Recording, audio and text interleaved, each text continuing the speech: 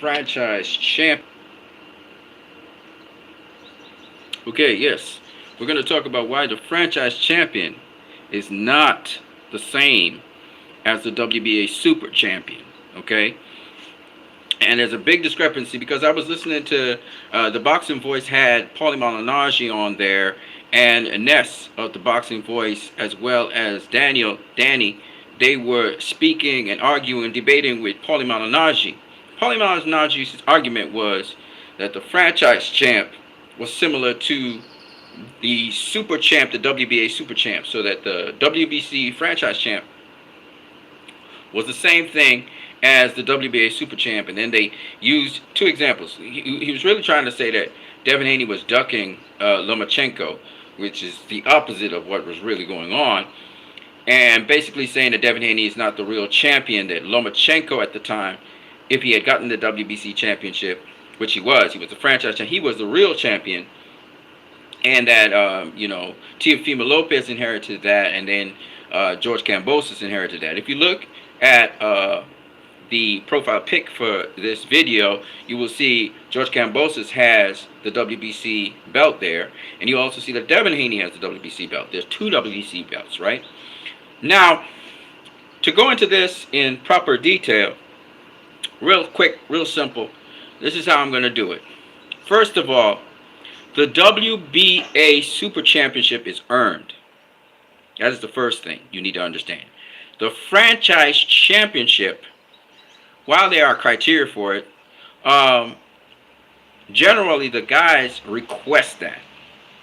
So Lomachenko requested the franchise title through Bob Arum Top Rank, and the other case is with Canelo and with Jamal Charlo, where Canelo requested the franchise championship. Teofimo Lopez then requested the franchise belt before he fought against Vasily Lomachenko, and George Kambosos, why he has it is because he also requested the franchise belt. It was offered by the WBC first of all, and then he accepted it. Now this is very important to understand, that the Super Championship comes about only two ways. One, if you had 7 or more defenses of your title, then you're elevated to the status of Super Champion. And two, if you're doing a unification fight, you're elevated to the status of Super Champion. So it's something that you earn, okay? If you win the fight, that is. Now, whereas in the case of the franchise championship, it's just something bestowed on you, and you can even request it. It's also not transferable, which means the other guy has to request that it be the franchise champion for you to get the title.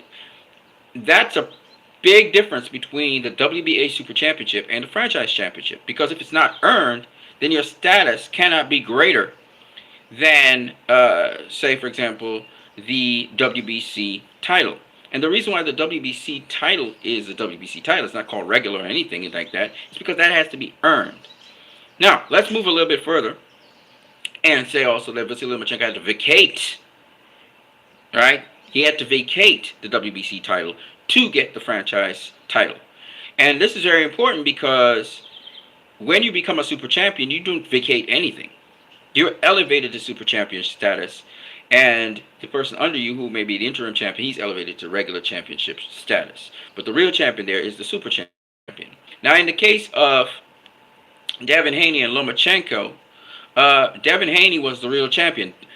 Lomachenko vacated his status as the real champion to become this franchise champion, which is like a representative of the WBC. All right. So, for instance, Canelo right now, the WBC, Mauricio Suleiman saying that Canelo can exercise his franchise champion title if he wants to, so that he doesn't have to face David Benavidez. Okay? So, that's what it is. To me, it's just a ducking belt, if you ask me. But anyway, going back to what I want to say. So, Devin Haney earned the WBC title. Okay? Vasily Lomachenko did not earn the franchise title. He didn't earn that. He did nothing to get that, to be honest with you. He fought for a vacant title against Luke Campbell. So the WBC, a title that Devin Haney was supposed to be fighting Luke Campbell for. After he beat Luke Campbell, Devin Haney became his mandatory, so he had to face Devin Haney. And that is where he, Top Rank, or Bob Arum, or Lomachenko, one of Lomachenko's team, requested the franchise title, and this is how they got out of that loophole. The franchise title, to me, brings about a lot more confusion, a lot more problems than should be there. I don't believe that someone should be allowed to, and the weird thing about this is, to have this special title or special belt made for them just to avoid people. All Vasily Lomachenko had to do was pay Devin Haney step-aside money because he was going into unification. If you're going into unification, that should take precedent, I believe, over a defense. So he would have had a certain window of time to negotiate with the WBC to get his unification on, all right, because he was unifying the belts. That's all he had to do. There was no need for a franchise belt. To this day, there is no need. It is a useless belt, okay? It serves no purpose whatsoever. If you have a unification, the unification can take precedence over a mandatory defense. Once you're not unifying anything, then it's totally different. Now, so I never understood why Lomachenko needed the franchise title to start with. I never understood why Canelo, well, I understood why Canelo needed it because he wasn't going to unify. If he had unified with Demetrius Andrade, but to get out of unifying with Demetrius Andrade and to get out the situation where he would have to defend his title, his WBC title, he requested the franchise title so he could jump all the way up in weight and avoid those two fighters. Okay? But it's about avoiding. That's what the WBC is doing. And that, to me, the WBC is just making mess after mess. Because the franchise title is not a necessary title in boxing. It does not keep back people from making the best possible fights. Because if you have to do a best possible fight, which would be a unification, for example, the franchise title doesn't, you just simply request that you do unification. And the mandatory can step aside so you can do the unification. Similarly, you know, and that's it. So there's really nothing else to it. So I don't understand why. And the thing about it with Canelo is, he not only messed up that, but he messed up the IBF had him wanting to face their mandatory as well. It was Derevyanchenko he ducked, and it was Jamal Charlo that he ducked. Because the IBF had a mandatory sitting down waiting to fight for a title. The WBC had a mandatory sitting down waiting to defend the title, to get a title shot. And if he had only, this is all he had to do, was he should have made negotiations to face Demetrius Andrade right after he came out of the Danny Jacobs fight. He should have decided, I'm going to get this guy. And he should have been shooting for Demetrius Andrade.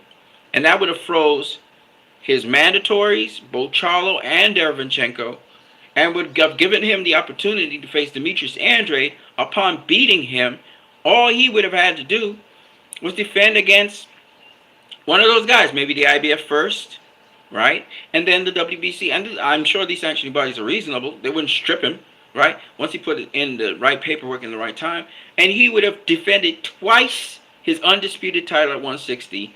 And he would have solidified his mark on the 160-pound division.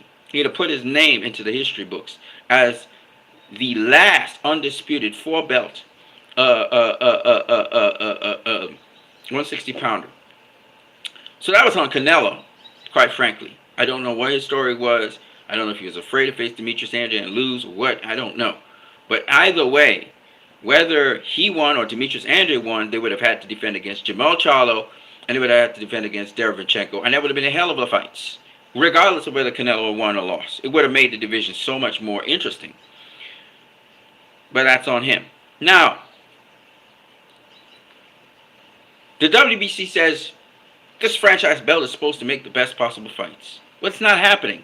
And the reason the best possible fights are not happening in given divisions is because of you, WBC. Now, hopefully Devin Haney can rectify this. Okay? Devin Haney is obviously the WBC champion.